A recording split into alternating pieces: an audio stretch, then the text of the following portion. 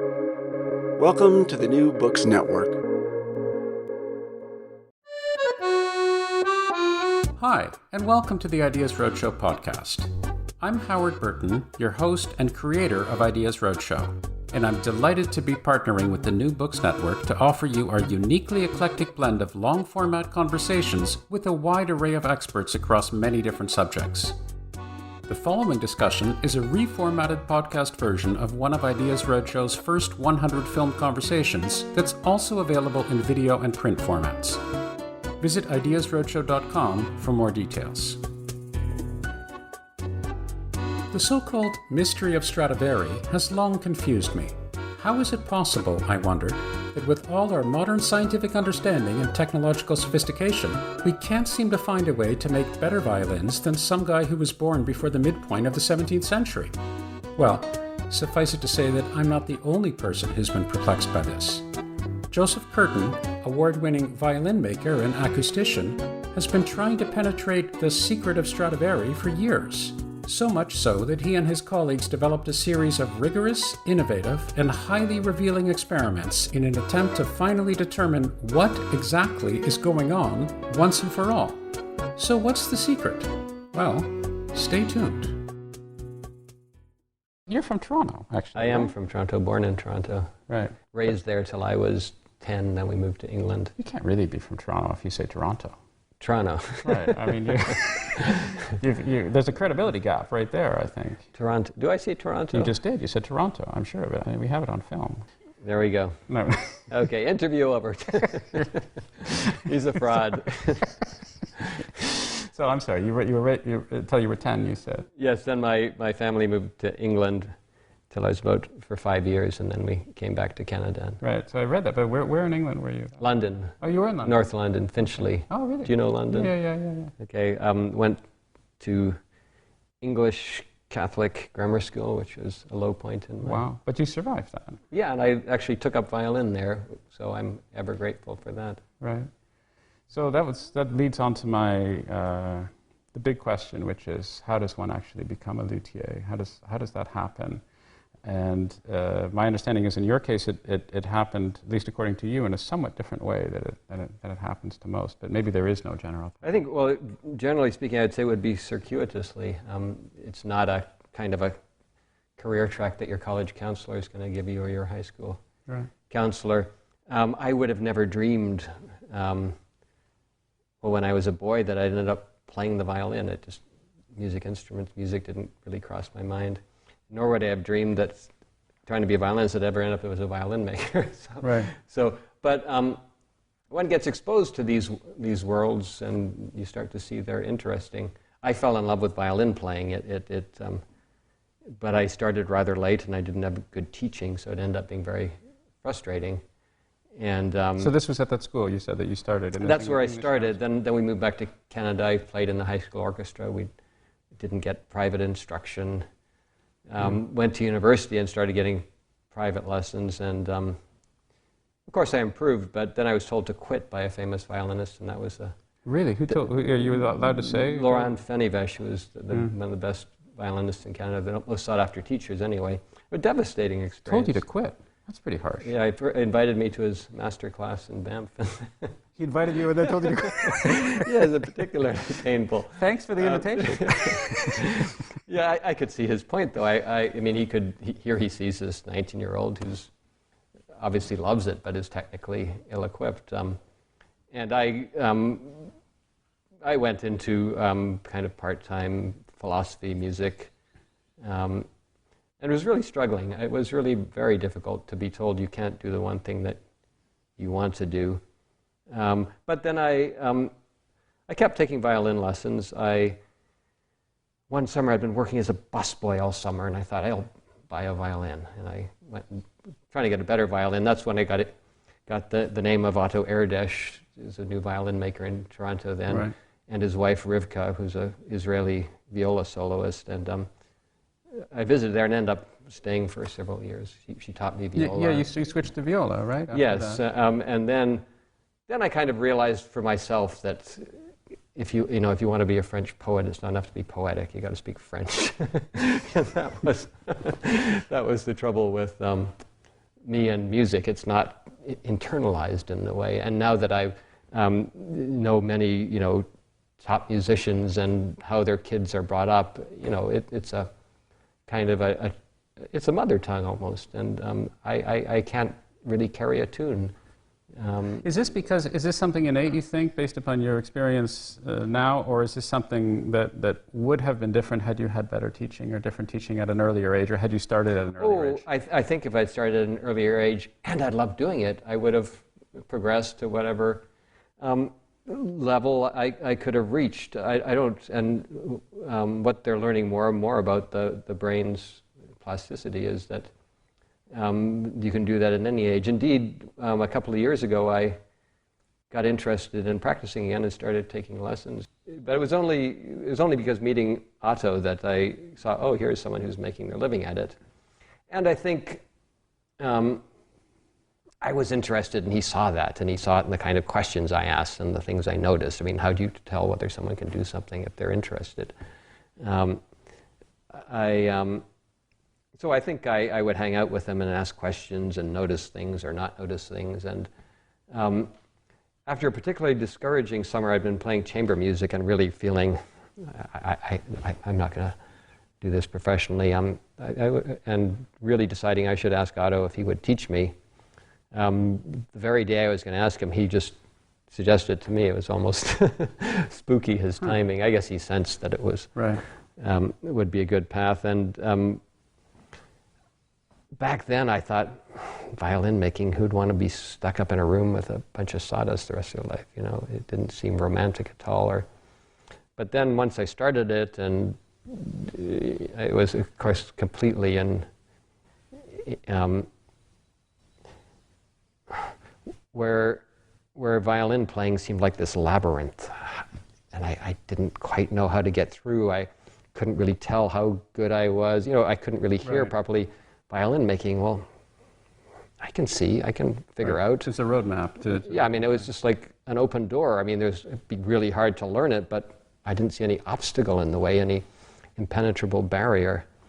So I took to it, and Otto was very encouraging, and that made all the difference. And if I hadn't met him, I can't imagine quite what I would have done. A friend of mine told me when he was trying to figure out what to do, went to a career counseling service in Chicago where they give you batteries of tests for 3 days and figure out. And they thought he should be an engineer, and he'd never thought about that really. He'd talked about private detective and various things, and so he's now been an engineer for many years and still does a lot of other things. But what I remember him telling me was that they told him that if you have a gift in a particular area and a job in another area, you're not likely to be satisfied. I mean, you might have it as a hobby, but you want a career that overlaps the things that you're good at, right, or the things that you're interested in or passionate about. And the amazing thing about violin making for me is, if I look back at my life, the things I've been truly passionate about is making things, science. I always imagine I'd be an electrical engineer or something like that.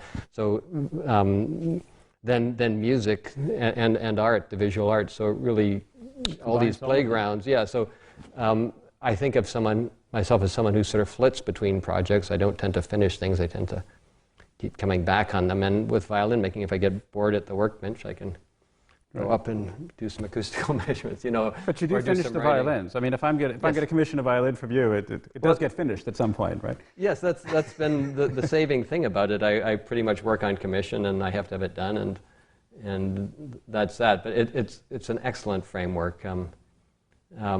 It's an interesting concept. I think it's from the Myers-Briggs personality test. Remember, closer or finisher, they say, and it's one of the ones I realized, okay, I don't tend to finish things, where my wife is an incredible finisher, and I think couples may be drawn together. Yeah, I mean, it's attracting and so forth. Yeah, I think it balanced things out. People who finish things quickly maybe should have done some revising, and people who never finish things it certainly makes things easier for Christmas shopping. Just go in there, buy the damn thing, Joseph. But I've had violins back that were finished years ago, and for an adjustment, and I'll revarnish them. I mean, nothing ever feels done. And the same with writing. I tend to keep revising, but as long as there's deadlines where things officially go out in the world, I don't think of it as a bad quality. It just needs to be put under control. So when you were being mentored by Otto, when he was showing you this, first of all, were you his first student, or had he been doing this sort of thing regularly? Do you have a sense as to? I think he'd had apprentices back when he lived in New York. I don't know of any violin makers who taught. Who I don't know of anyone working in violin making who studied with him before I did. There may be. But there's a couple of other people. John Newton, the Canadian violin maker, was studying at the same time, and he's been a successful violin maker and is still working. Okay. But I'm sure, well, Otto certainly influenced, my generation of Canadian violin making. That's not to say much. There's, maybe half dozen of us, and just as Rivka made a big impact on viola playing in Toronto while she was there. Okay. So you developed the skills. Mm-hmm. And then you want to go out in the world to make your living as a violin maker. Mm-hmm. And I could imagine, again, not knowing anything about this, I could imagine that's awfully difficult to get started, to bootstrap yourself. You're young, you have some skills, but you don't have a name by definition. You're just starting. Yes. How does that work? How do you get out there and start getting a name, start getting commissions, start being able to move forwards once you're brand new in the field? I'll tell you what I now think of as a standard route. You study at a violin making school, and then you go to a restoration shop, and you apprentice there and learn to work with old instruments, and then you maybe set up on your own. Right. Or Otto was an informal person. I worked with him, and then remember I finished my first instrument at his place, and then for some reason it was really quite rude. I decided I needed to make my own entirely on my own, and I disappeared without calling and finished another instrument. It didn't occur to me that, boy, that's not an appropriate thing to do. But so I made my second one entirely on my own, and then I brought it back. And then after that, I would go back and forth a lot. And then what did I do? I worked in a pizza restaurant. I did all the usual things you need to do. You scrape by. I lived in a crummy apartment across from a lunatic asylum. But to get a reputation, which you eventually got, did you get one big client to move forwards, or did you just starting making little inroads? Do you remember how that? I sold a few around Toronto, but I got some contacts in New York somehow, and my girlfriend at the time was living in New York. She was a violinist, and that helped. And so actually, I started selling instruments in New York quite early on, and it got me through. I don't know, right. You sell a violin back then; it was for a few $1,000s. That could last a few months, so it wasn't bad. But I think my father co-signed a loan for me back then for $5,000, and I like to say I only paid it off last year. You keep building up a credit rating, I guess. But. Right. But I mean, I'm just trying to get a sense of the market, not so much your personal. Obviously, you're young, you're struggling, you're doing what you can to get by. I get all that. But again, maybe I'm missing something. But for me, I have a sense of, okay, who's going to buy a custom-made violin? There are going to be people who are. If I'm just a normal music student, if I'm even a reasonably accomplished violinist, I'm thinking. Correct me if I'm wrong. I'm probably not going to go buy a custom-made violin. This is my thinking. Maybe I'm completely off base here. So I'm thinking the market is probably not huge for people who are buying custom-made violins as opposed to going into a violin store and buying them. Is that right, or is that not right? Well, there's two questions in there, really. There's the market for new violins versus old violins. And back when I was starting, I think my teacher Otto and a few other makers, an American maker called Sergio Parison, they were the first people really to be making their living as makers rather than makers repairers or makers and dealers in a great deal of time. So they kind of opened up this notion of selling new instruments to good players for a living. I didn't really get started until I'd met Greg Alf in Italy. We came back here in 1985, started Curtin & Alf, our company. Right. And then there were two minds, and we complemented each other rather well. he had some good market instincts. I had kind of anti-market instincts. You didn't explode, did you? If you get a market person and an anti-market person? Right. But I remember the first time going on trying to sell a violin, going to my old university and showing it around, and a friend of my sister who was a player there said, "I didn't understand, was that actually for sale, that instrument?" And you sort of have a notion to point out everything wrong with it, so that they don't think you don't notice that. Right. So there's the whole psychology of presenting yourself in the world, and it takes a while to build up confidence. But Greg and I together could do more than either of us could do individually, and so we started a firm, and Ruggiero Ricci, a world-famous violinist, was living in Ann Arbor, and some of his students bought instruments, and he commissioned a copy of his Guarneri del Gesù. Wow. That was really a breakthrough. And then he let us use his photo as an advertisement, and we did these full-page ads in the Strad, which hasn't really been done much before then by makers. And then the phone started ringing, but it was pretty touch and go for a while.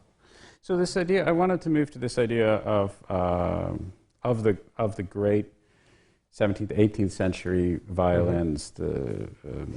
You've made some copies, as you said, and you've also done an awful lot of research from an acoustical perspective about this. And one of the reasons I was so keen to talk to you, as I mentioned earlier, is that not only are you an extremely well-established luthier, but you also have done a lot of research in acoustics, a lot of research in terms of seeking innovative products, new types of violins, new aspects, new sounds, what have you, new materials, and I'd like to get to that a little bit later on. But first, I want to go right to the cliche. Okay. This is something which I guess I've thought of. A lot of people have thought of, again, who certainly aren't expert. Here we have this notion of the ultimate violin, the Stradivarius, if you will, and somehow these guys in the 30s, 20s, were able, is that right? Am I got the right time period? Absolutely. We're able to produce these violins of unparalleled quality and unparalleled resonance and sound that hasn't been able to be duplicated since. So this is the claim, right?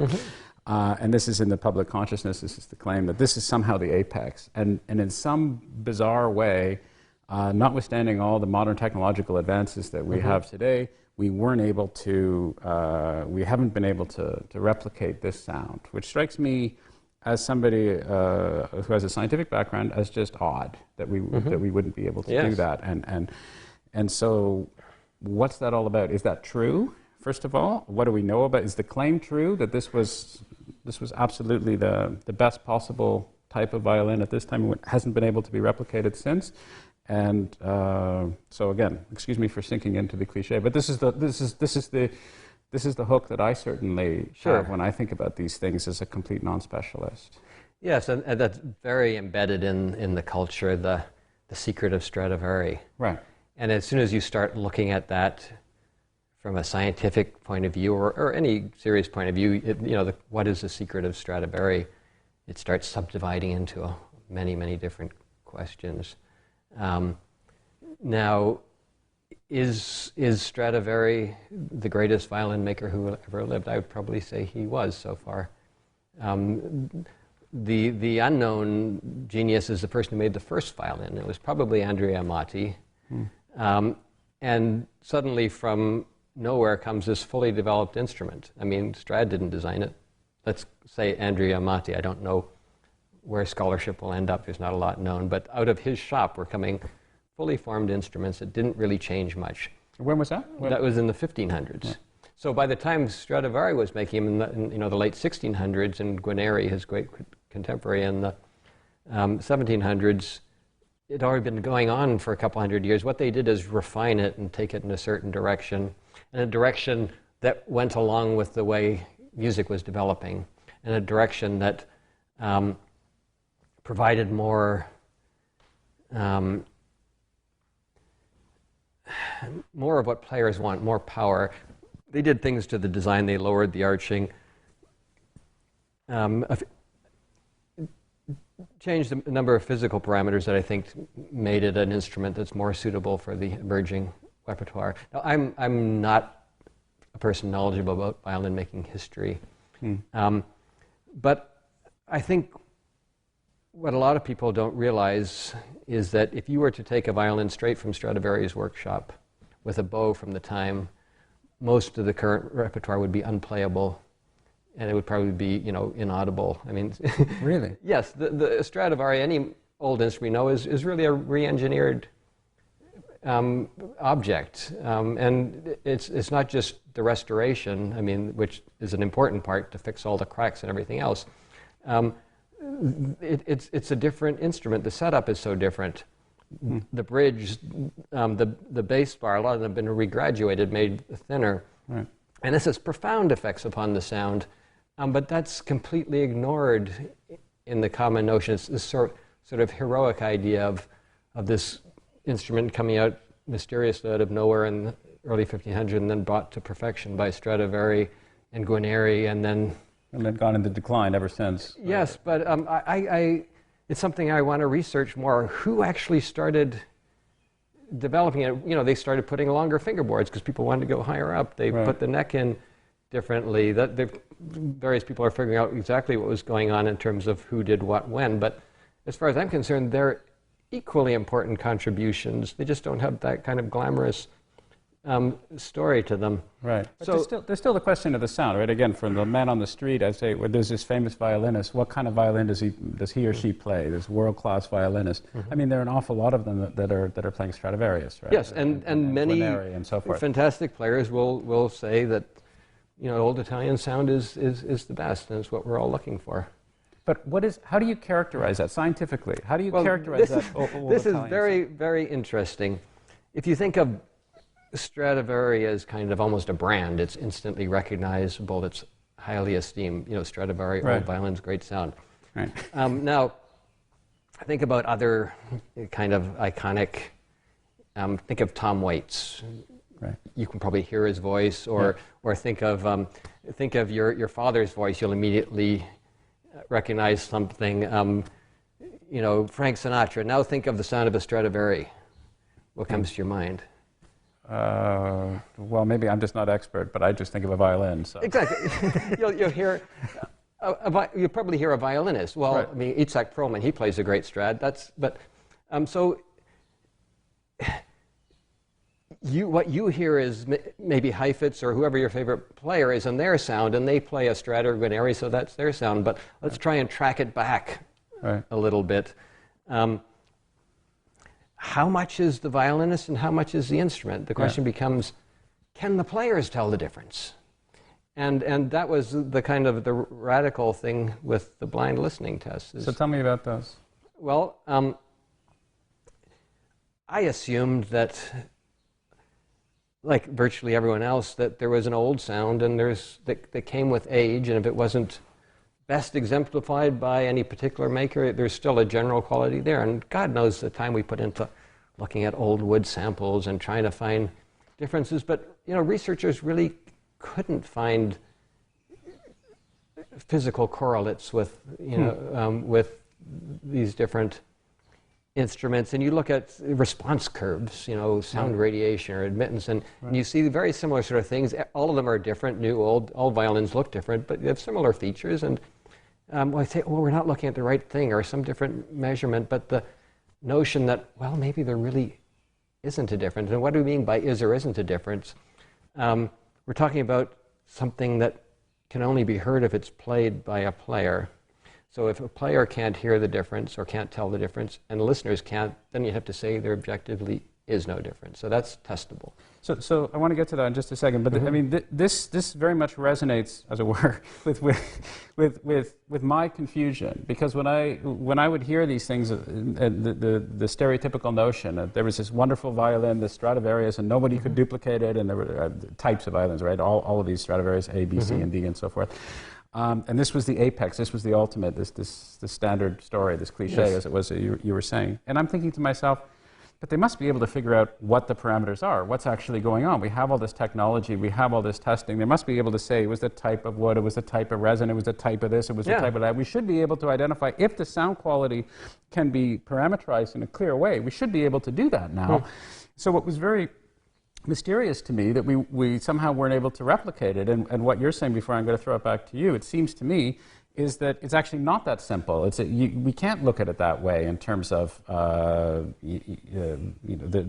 these particular qualities show up in this particular way, and it's attributable to this, that, or the other thing that can be duplicated. So anyway, it has to do with the person who's playing it, obviously, and it has to do with the conjunction of the two. Is that right? Or I remember once proposing to Gabi, this is Gabriel Weinreich, who's a physicist. Yeah, physicist, and one of the few really top physicists who went into violin research and musical acoustics. And so I was had this theory of maybe why this or that happened. And I remember he said, before you start making theories to explain a phenomenon, it's best to make sure the phenomenon actually exists. Yeah, there you go. And that's, you can look around forever for the secret of Stradivari, but unless you can define what you're looking for, you're not going to find anything. Now, the way to get objective data from subjective judgments, I mean, you can say, well, violin sounds subjective. How can you possibly? Well, you get a bunch of them and you start to find statistical trends. And the obvious way is with double-blind tests. The only way you can get rid of subjective biases, like if you know this is a Strad, then you're going to hold it different. You're going to treat it differently, and listeners are going to be changed by that knowledge. So what happened? So tell me about the double-blind test. Tell me what the results were and how it was done and what the results were. Well, this is where Claudia Fritz is a French researcher. I'd met her at Cambridge. We have a group of violin researchers. We meet there. And she was studying with Jim Woodhouse, a lead researcher, Cambridge professor, how we perceive violin sound and how we judge it. And she got interested in how people evaluate instruments. And she started doing some blind tests. And we invited her to the BSA Oberlin Acoustics Workshop, which is a week every summer in Oberlin that I co-direct with Fan Tao, who is also part of this. And so we said, well, come on over and let's do a blind test there. And there is, I don't know, something like 12 violins on a table, and various people there put on these goggles, and darkened room, you play, and arrange them in order. And it's very interesting when suddenly a normal source of information is taken away. It's disorienting in a way.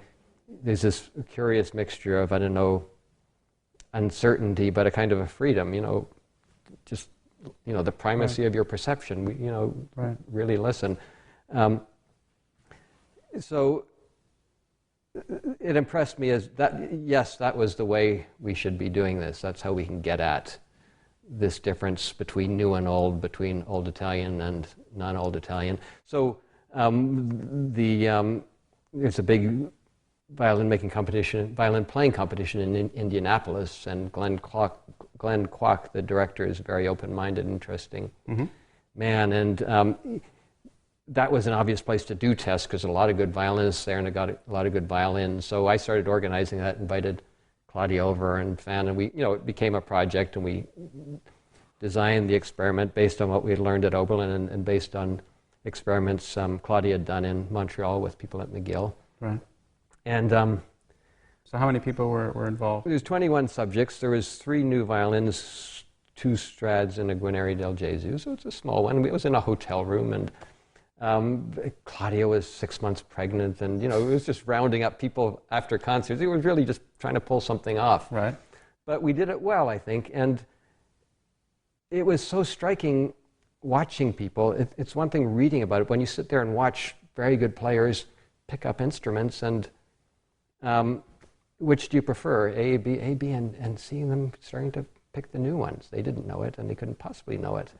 And I didn't even, you don't even know it being there because you don't see either, and then you start looking at, And how did it work if I'm playing the violin? How is that knowledge screened for me that it's not this particular instrument? Does they all just happen to look? I mean, can't you tell by looking in some way that what the violin by looking, absolutely, you can. So see that they're playing it and they're not able to look at it. How does that work?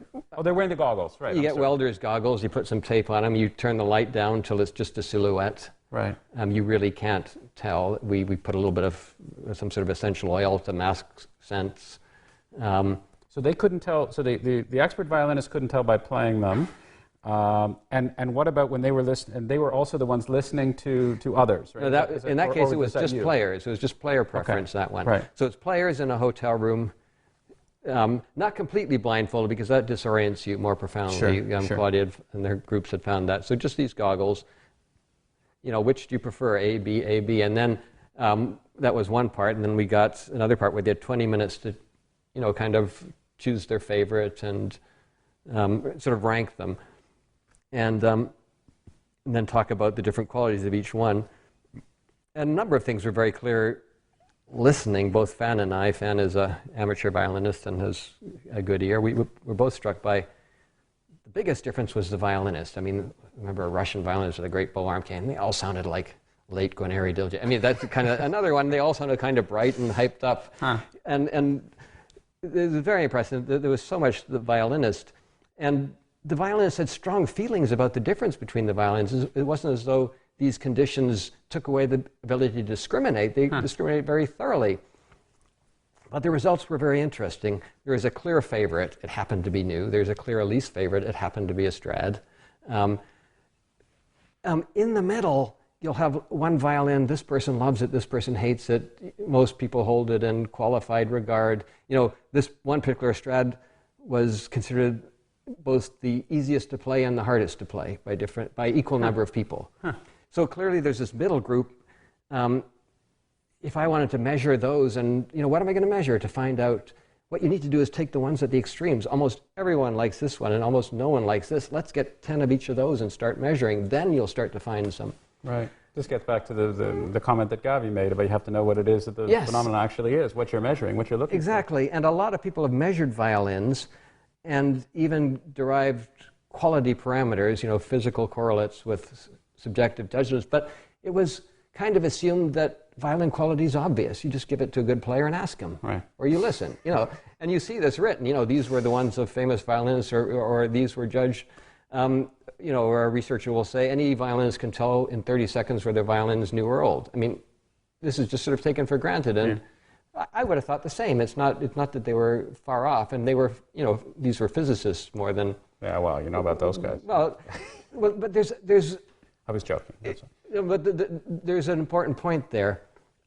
Physicists work in labs, and you don't get Strads just showing up in labs. So a lot of the work is done with these really violin-like objects. I mean, very poor instruments. It doesn't matter if you're trying to work out the basic physics. Right. If you're trying to talk about quality, then you've got to start involving good players and good instruments. Now, unfortunately, I think there's been a general anti-science feeling in the violin-making world, in the music world even. The idea, I can't tell you how often I used to hear that there's a kind of a pride in the mystery of the violin, and that wouldn't it be a shame if... Oh, you don't want to go there. You don't want to unravel. It's like a magician when you learn the tricks of it. You don't want to... Well, why would you want to lose that mystery? Of course, that's not how it works. The more you understand, usually the more interesting. Yeah, exactly. Thank God. Or else and the more you don't know, of course. Yeah, exactly. It never stops. But there is I would say that violin makers weren't very interested in science. And there's a wonderful researcher, Norman Pickering. I remember him telling me once, I was about to go on and give a talk, acoustics lecture, and he said, Joe, there's a special silence that comes at the end of an acoustics lecture for violin makers. It's true. It just was out of the context, really. Right. And one could stay within this sort of region of working by intuition and everything, because it was well known that science couldn't explain it. So that was just kind of... In those days, yeah. Yeah. And how many times do you read media headlines?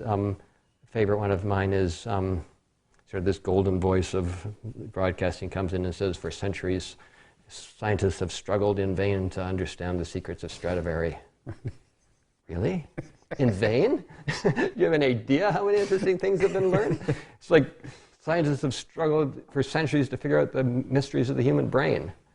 Well, and they've made a lot of progress. Yes, and it's still interesting and still a mystery. That's just how the world is. The notion that there is a simple secret that Now, if you'd say scientists have struggled in vain to discover the cure for cancer, well, okay, then you know what the answer would be. You can cure it or you can't. But even still, it's a lot more complicated. We've made a lot of progress. Yeah. There are a lot of cancers that can be treated, of course, in more advanced ways. Absolutely, and so I forth. know nothing about well, neither one of us that do, field. so we should keep talking about that. But at least there's a clearly defined goal, like right. people won't die of cancer. Or, right. Right. Whereas with the secret of Stradivari... well, what are we talking about here? Yeah, so much, I think, energy was wasted just in looking for the wrong things. Now, well, okay, back to the Indianapolis experiment got a lot of attention and a lot of criticism, very little by scientists, actually, because the reviewers of the paper get most of the... you sort that out beforehand. Right.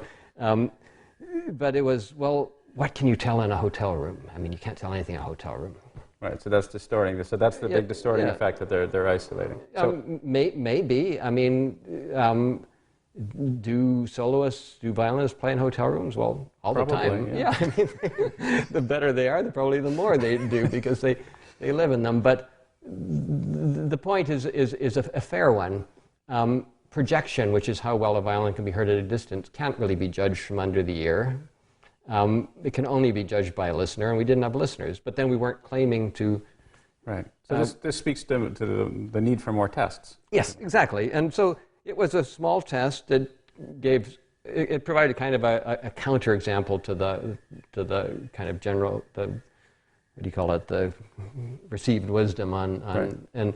And then, so the next one was a much bigger test, and we could learn from everything we had learned in Indianapolis, and that was organized in Paris by Claudia, and she got a grant through her lab to do it. And then, so when was that? When did that happen? That was in this past September, right. End of September.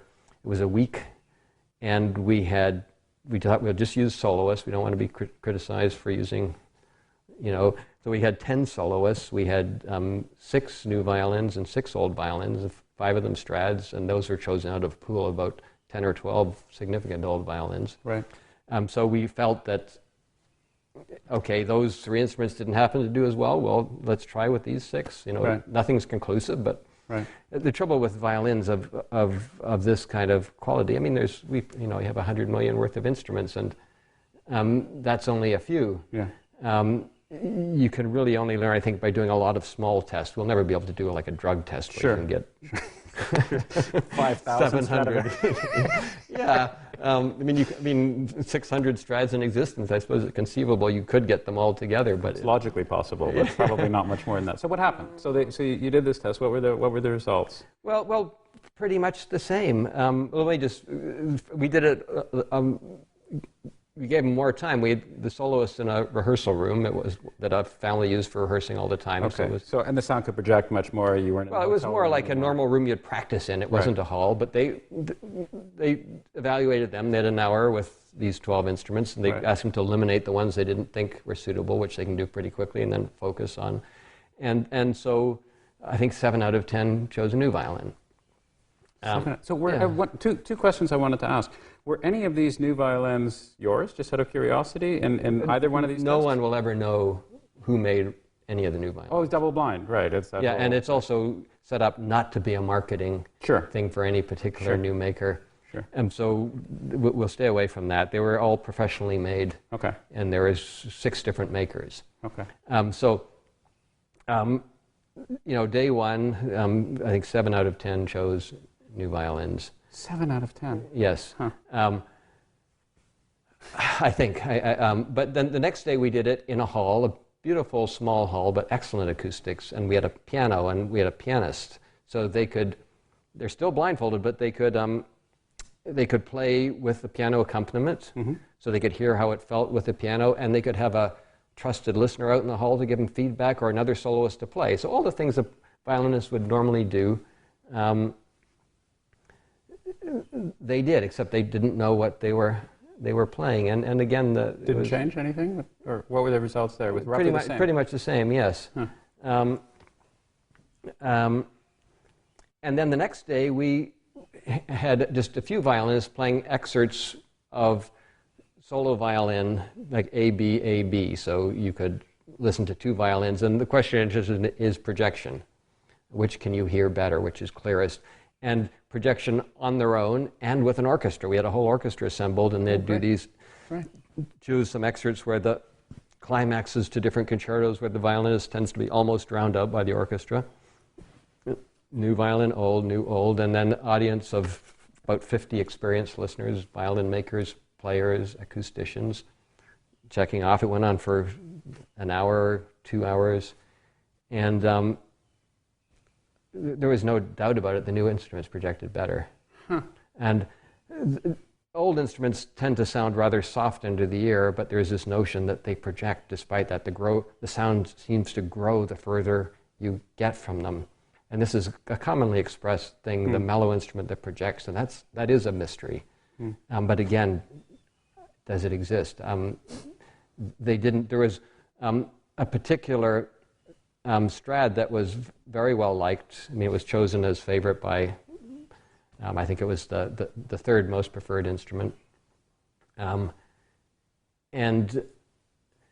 But it didn't project very well. It had a lot of energy at the low frequency. To project well, it seems you need to make a lot of sound and have a fair amount of it at high frequencies. Your ear is most sensitive about 3,800 hertz, 3.8 kilohertz. 2 to 4 is this kind of range where we pick up a lot of things. And if there's not much energy there in a hall, you're not going to hear it very well. And that's what seems to be the case here. So under your ear, on the other hand, the mellow sound can often be very enchanting and lovely to play. The violin that did best there was, I'm surprised so many people liked it under the ear because it was quite loud and almost to the point of irritating. Well, so that would go against this whole phenomenon, though. Wouldn't it go against the enchanting mellow sound? Presumably that's not even, that phenomenon doesn't necessarily exist then, at some level. There's no doubt that there's loudness under the ear varies from instrument to instrument. And I would think a caricature of new violins would be bright and loud under the ear, kind of crass, and a caricature of old ones would be this very mellow, smooth. It's not a caricature, it's a portrait. And but there's actually some old instruments that are very bright and very loud under the ear, so I don't think... Sure, because I'm thinking if the signal was that distinct, if that correlation was that strong, then the people playing would be able to tell, presumably, right? They'd be able to... Do you understand what I'm saying? Yes. They should be able to tell this. Oh no, this is the mellow guy. So I must be playing a Stradivarius or something like that. Well, this is what surprised me. That at least for soloists, they seem to go for big-sounding instruments. And I did acoustical measurements of all the instruments, where I was measuring the sound output all around the instrument. We can talk about how later on, but it's the sound radiation per unit force at the bridge, and there was a definite correlation. The ones that the soloists preferred put out more sound, right across the board. And if you take a graph of the two most preferred, it's about 3 dB above the graph of the two least preferred. And this really hadn't been isolated before, and the reason not is because you didn't have that selection process. Because there's a lot of violins that are just right in the middle, and they blur it. Right. So, so this is going to be a big deal, presumably, when it comes out. This is going to make some waves, I would think. I think so, yes. Now, what's interesting, okay, so we also had the players, unbeknownst to the audience, play an excerpt of a concerto on their own instruments, and half of them are new and half of them are old. Right. And then we asked the audience simply to listen to this 30 seconds of concerto and guess, is it new or old? Right. People believed, the first two that were played, people had strongly believed one way or the other. In both cases it was wrong. They thought, and then the rest was completely random. So... I'm sorry, these are. So here I am, a complete non-expert, and it's great when I see these kinds of empirical results. Because and also in day two, after the soloists have been playing in the hall, we presented each player with a series of instruments, like their most preferred, their least preferred, they didn't know what, and just asked 30 seconds, new or old. Completely random. Completely random. And people would say things like, this is, maybe 19th century. It was this, they were hearing something. Okay, so let's say that our findings show, it doesn't mean that there aren't any differences, but let's say our findings show that neither the player nor the listener can tell old from new, which they seem to. It doesn't mean there isn't a difference, and there clearly is a difference, because if they simply had said old for all the violins they couldn't hear as well, they would have got it almost right. That's the crazy thing. There are differences, but that's not what people were listening for. The thought was old instruments project better, or old instruments do this, old instruments do that. So the subjective nature that we impose, these ideas that are actually quite distinct from what the reality is. As you said, if they had just looked at the projection, then they would have been able to distinguish between the two of them. But they're bringing a different perspective when they play or when they listen. When we hear something, when I play a violin now, even knowing everything I know, it's really hard to subtract the impressions. If I pick up an old violin, I mean, they're beautiful. I love them. And I put on a mirror. I have to remind myself what I'm hearing is what hits my eardrum, and it's also everything I know and love about old instruments. When I play my own instrument, it's what hits my eardrum and my own self-doubts and worries, and all these color one sound, and all of which makes it important to start measuring sound. The kind of image I use now is that, pilots, when they're flying, if the weather gets bad, don't trust your instincts. Right. Trust the measurements. Right. Yeah, because the two, in an ideal world, they work together. And right now, violin makers are used to measuring things, but not sound. I mean, the equipment hasn't been available, and it's, so that's a great segue to get to that. But right before we do, if I may, we haven't talked about the bow. Before we get to there, let me just talk about the finish of the experiment. Oh, sorry. Go ahead. The measurements. There was a general difference between the old ones and the new ones, not just in the amount of power, but those differences, I think, are characteristic of slightly thinner instruments, which is exactly what's true with old ones. They've got thinned out a bit in general, I think you can say. And most new makers wouldn't go quite as thin as that. So what are we talking about? We're just talking about the thickness of the material, the thickness of the wood? The top and back, especially the setup. As you thin things out, the frequency of the resonance go down, you get a slightly darker sound. Okay. This is a generalization, but there's a trend there. And this is something that'll take a lot more study, but looking at the characteristic curves of the old and the new, in those 12 instruments, there was a general difference. I think it could be explained by a difference in average thickness. You don't have to go to properties of old wood or anything elaborate like that. Right.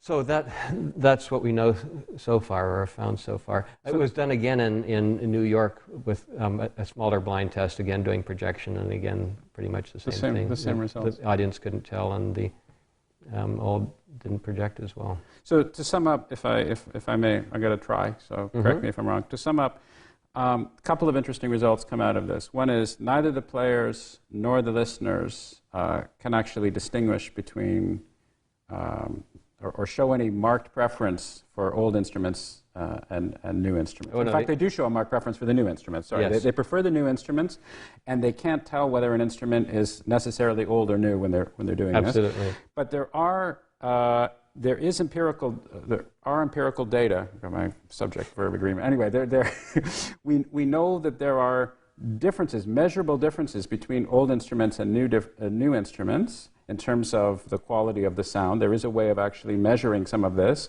but we're not sure exactly.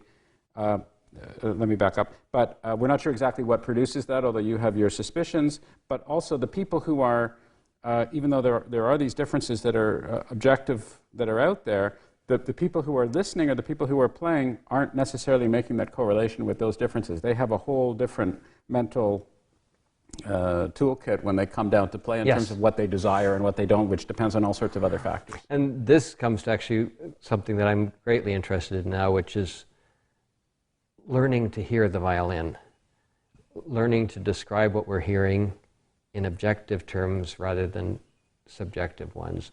One of the difficulties with working with players, violin makers working with players, is they'll come and say, I'd like it a little darker, a little brighter, a little warmer, a little woofier, a little goosier, who knows, you know. And you've got to figure out, some of them are clearer enough, others not. A little brighter, a little darker is pretty clear. What would happen if we just described the objective characteristics of the sound? Well, you can't do that unless you can hear it clearly. Musicians are, and a lot of them have incredible ears, and you can play a bunch of chords that they can tell you what notes are playing. I mean, they're used to hearing analytically, but more in musical terms. In other words, the notes that make up a chord or the musical structures.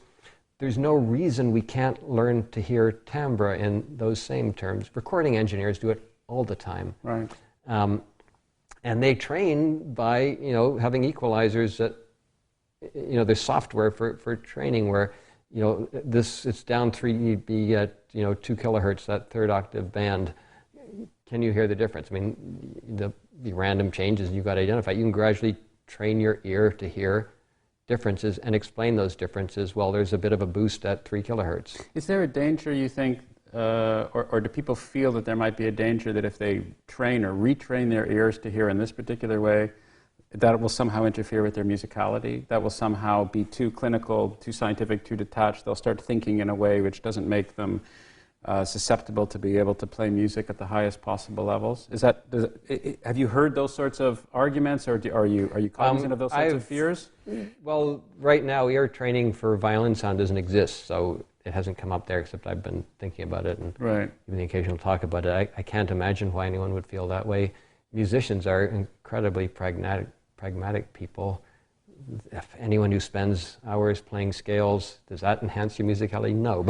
Sure, no, I guess precision and all the rest of it. I'm trying to imagine that the people, we talked a little bit earlier about this sense of, well, you don't want to be too technical or too scientific because that will somehow give away the mystery, and we should keep the mystery. So I'm trying to project something, an argument which may be completely inexistent, but I'm trying to project an argument that people might actually use, that, oh yes, well, this is all very clinical and scientific, but somehow that would interfere with, that would give away the mystery or something. But anyway, you haven't heard any not yet. I'm sure it'll come up. There's always a reason not to do something. I think it'll simply clarify things. I mean, it'll mean we can have but the thing is, their recording engineers are doing it all the time. Right. I mean, they don't even talk about it. They just do the adjustments. It's just usually becoming better acquainted with reality and identifying it more clearly is invigorating. I think yes, it's not.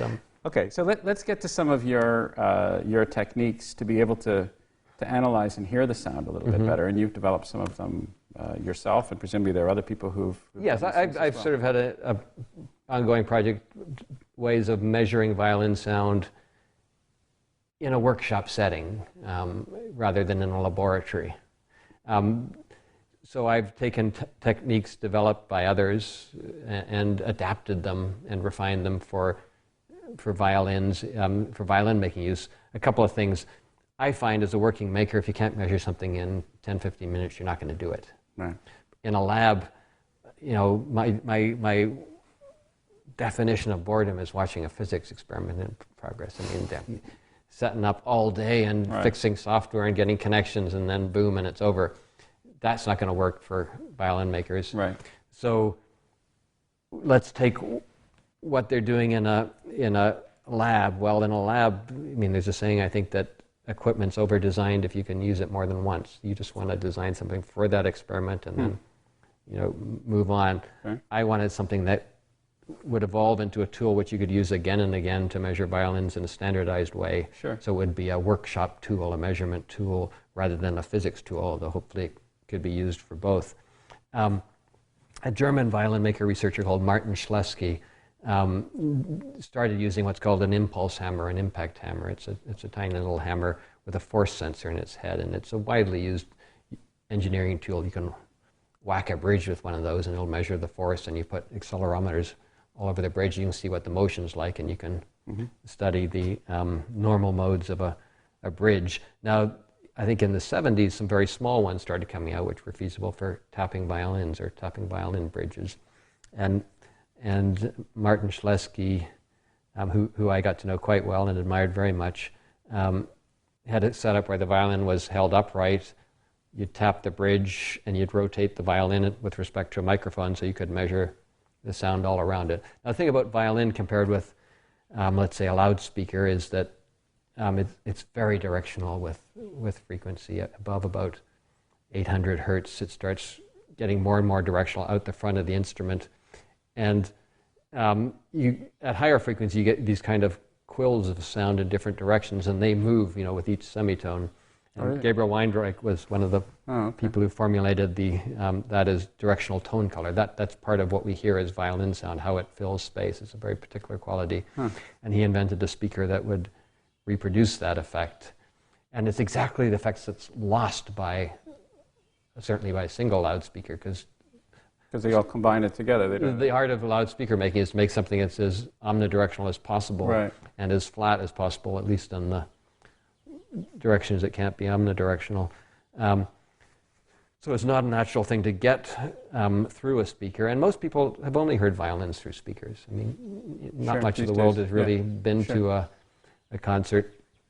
I had no understanding of that at all. I mean, that alone, just to interject for it, is shocking to me. The idea that the sound fills space in a very different way when you're in a live concert. And of course, it makes sense now that I hear you, but that's. And there's been a tremendous amount of research into that lately, how to recreate, the musical impressions we have in a concert hall, or recreate ones that are satisfying. What we love, what we don't love. Surround sound, I mean, there's fill in some spatial information that's lost in stereo and that the ear seems to love.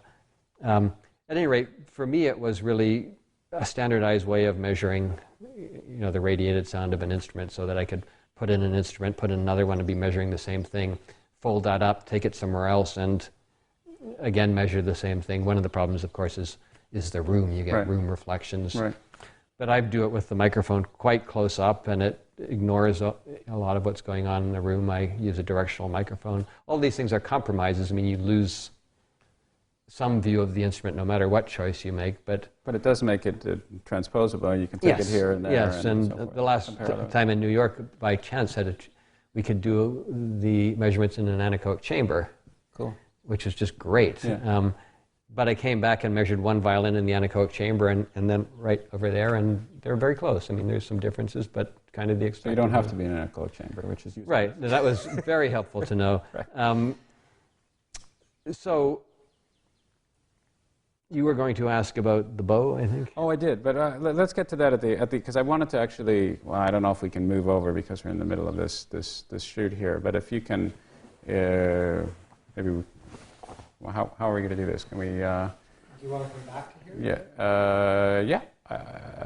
Maybe finish here and then... Yeah, maybe we can do that. Maybe we can finish sure. and then go over, because I do actually want to take a look at this thing and have you describe it in terms of how it works and the hammer and so forth when we're actually looking at it. Because I think that would be useful, since we do have this video product. We might as well have pictures of what's actually going on. Absolutely.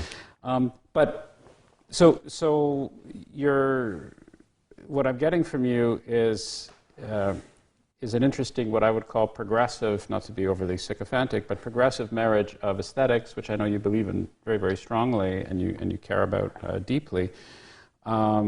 The love of the musical experience, but also the full embracement of science to be able to not only determine objectively what the issue is and what we're talking about, but also how we can innovate and how we can improve upon the quality and experience of the products that we have. So one is just simply detection, right? Finding out exactly what the sound is and get a sense of that. Because again, as you were saying, unless we have a clear understanding of what's going on, we can't hope to do anything more progressive. But you've also experimented with very light violins, you've experimented with digital violins and so forth. So what was your motivation in doing these things? And what have you done? Tell me a little bit about that.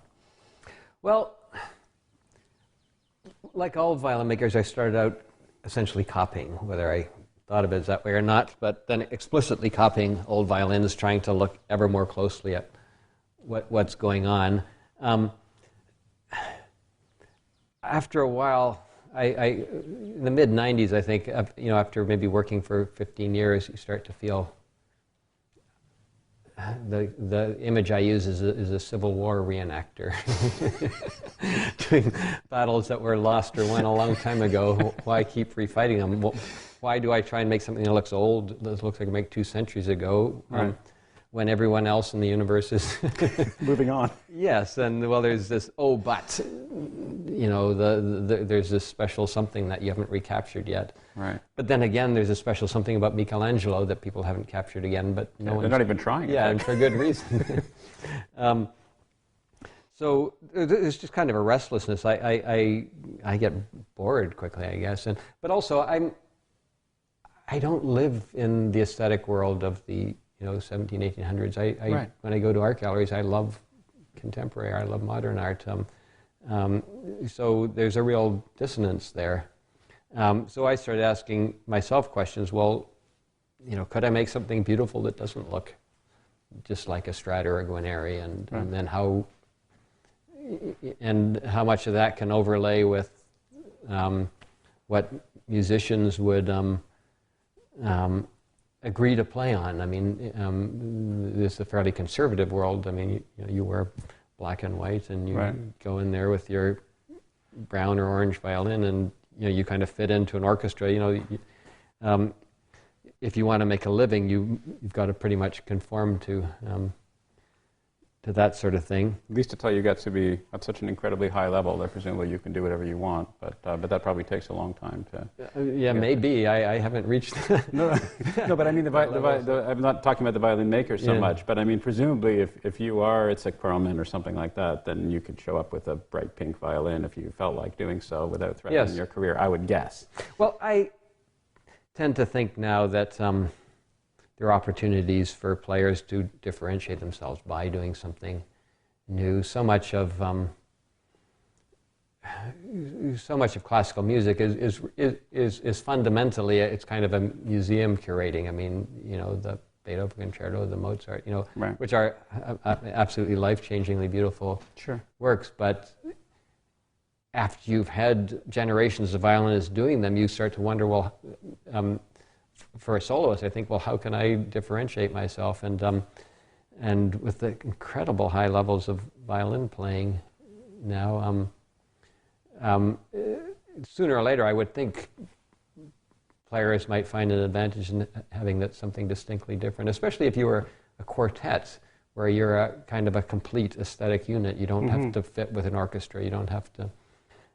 But that's neither here nor there. I've come to think of the best direction for innovation is actually to solve problems rather than express aesthetic feelings, but just try and solve problems with traditional design. So what kind of problems are you trying to solve? What are you? Well, the violin is so often thought of as a perfect design, but really if you look closely, it's riddled with unresolved design issues. And if I grab a violin, a prop. We finally move into the prop mode. So here's a violin. Looks just like an old one, but it's not. The corners. I mean, we makers spend hours getting the corners. There's whole lectures about how that point is drawn in Strad and Guarneri violins. Yeah. So why are they there anyway? Well, they're for aesthetic reasons. Right. Yeah. But you give it to the player, they knock it off, you stick it on, they knock it off, you stick it on. At what point is it like a 5 mile per hour bumper? You don't want a fin sticking out in a vulnerable place. Right. Maybe they shouldn't be there with this. This is a digital violin, but it came from a simplified design science doing. It's less obtrusive. It still looks kind of like a violin. Do you like it? yes, no, whatever. But it's Right. it's a proposed solution to what I think of as a design problem. Right. But that's the least of it. Violins get damaged, and they get damaged in particular ways. And there's no reason we can't design them to resist that damage. So tell me a little bit about that. Tell me the ways in which they get damaged and the ways that you might design them to resist. Well, there's a post in there called the sound post, and it's pressed between the two of them, and it tends to dig a hole in the top, and there tends to be a cracks that happen there. So years ago, I started putting a little veneer of hardwood in there, and that completely stops it happening. Doesn't affect the sound. It doesn't affect it at all, eh? Yeah, and then I started doing the same thing on the other side. The bridge is pressing down with about 20 pounds of force from the strings on this fragile wood, and it gradually works a hole in there. And old violins have big dents there and usually cracks around there. I've started putting these little veneers underneath the bridge glued to the instrument that stop that happening. Now, this is a very mild innovation, and they raise some eyebrows. People say, what's that there? And, well, how does it affect the sound? Well, really, it doesn't affect the sound? Right. And so simple things like that, I think, are relatively easy to do, although it took me a lot of time to feel comfortable doing it because, we're not... Because of the conservatism in the... Yeah, it's an culture? ingrained conservative. I think it's really the violin makers who are conservative, and the musicians pick it up from us. It's this sort of this loop between, well, violin makers, we worship the old ones, and they, it's... Right. And the pegs are another. I mean, these are just friction-fitted wooden pegs, and they work pretty well if they're adjusted well, but, the weather changes, and Right. there's no reason we shouldn't have I've thought about mechanical pegs. And there's some quite good ones coming out now, I mean, where planetary gears inside, so they give you a better ratio. To my mind, no one's got it right yet. They're either too heavy or you have to glue them in. Why do we have a scroll here? It looks nice, but we could have... Why do you have a scroll? It's just traditional. It has no acoustical effect. You could have an angel's head, a devil's head, Obama's head, whatever you like. But then it gets... that's just an aesthetic thing. And this one has a single turn design of mine. It's a little different. I mean, it's not radical, and it works on its own terms, I think. But the more profound innovations, or what I think of as, are the ones that you're trying to do something specific with the sound, and then you have to say, why would you want to do that? Do players like it? So what kind would those be? Well, the first time I had the top off a Stradivari, Greg Alf and I, was one we had to copy, and we had to put a new bass bar. The client wanted one. Took the top off, and I weighed it, and it was... People weren't used to weighing violin tops. They measure everything else about violins, but not the weight of the tops and backs for some reason. And you can find books on how the purfling's inlaid and what materials, but back in 1985, 86, you really didn't know what the weight of a top and back should be or why you should measure it. Carlene Hutchins, a researcher, said I should get a scale, and I did start measuring. So I weighed the Strad, and it was like 54 grams, and boy, I weighed mine. It was 80 grams. This isn't a subtle difference. Yeah. And that got me thinking. Well, what is the effect of the mass? And of course, you step back a minute. Why on earth wouldn't you measure something crucial like that? Why worry about subtleties of varnish resins when you're talking about 30 or 40% differences in mass? So that really preoccupied me for many years. What kind of wood properties would you need to make a lighter weight top? What would the acoustical effects be? The general feedback from engineers and physicists I talked to, well, if everything else is the same and it's half the weight, you're going to get twice as much motion for a given force.